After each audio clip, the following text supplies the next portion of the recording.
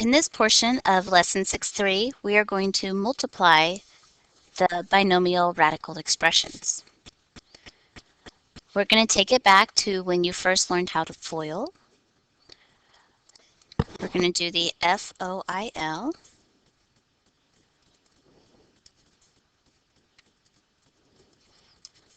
The F stands for first, so I'm going to take the first term times the first term. 1 times 4. The O takes that first term times the outside term. So 1 times -3 radical 7. Remember, the sign in front goes along with the term. The I takes the inside term times the inside term. -3 radical 7 times 4. And when we multiply, the numbers outside go together. There are no other radicals, so it's just 12 radical 7. And the L stands for last. Take that first term times the last term. -3 radical 7 times -3 radical 7. You bring the numbers on the outside together. -3 times -3. And put the numbers under the radical together. Because it's a square root and I'm looking for pairs, I have a pair of 7, so I can actually pull it to the outside of the square root. So I have -3 times 3, which is 9, times 7, and this last term is equal to 63. Anytime when you're multiplying square roots, if you're multiplying the square root of the exact same number, you end up with the number that's on the inside. Now we can bring it all together. 4 minus 3 radical 7 minus 12 radical 7 plus 63.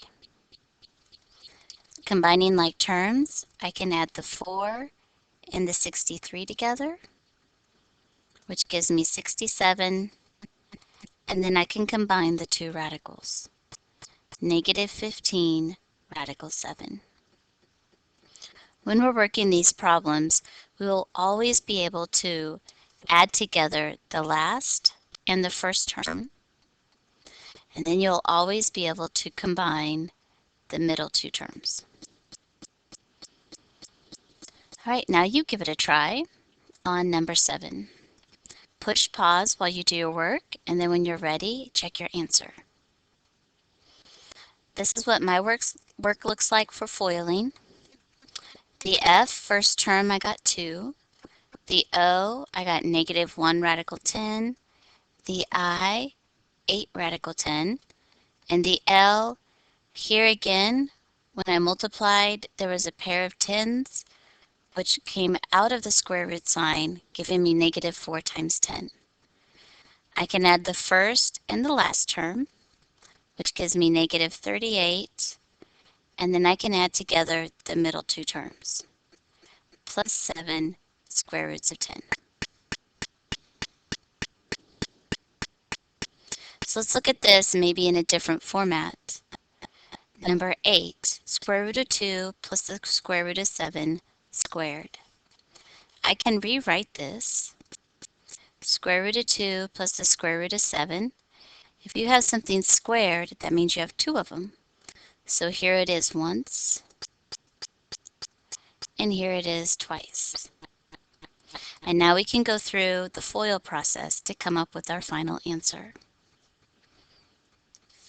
So the F, first term times first term, radical 2 times radical 2. Put them both under the same sign, and they're a pair, so it comes out. The O takes your first term to the outside. And again, they're both radicals, so I can write them under the same sign, giving me the square root of 14. The I is square root of 7 times the square root of 2 again. So let's put it under the same sign, which is also square root of 14. And the L is your last. Square root of 7 times square root of 7. It's a pair of 7s, so I can pull them out. I'm going to add the first and the last. 2 plus 7 is 9. And then I have 1 radical 14 and 1 radical 14. Putting them together gives me 2 square roots of 14.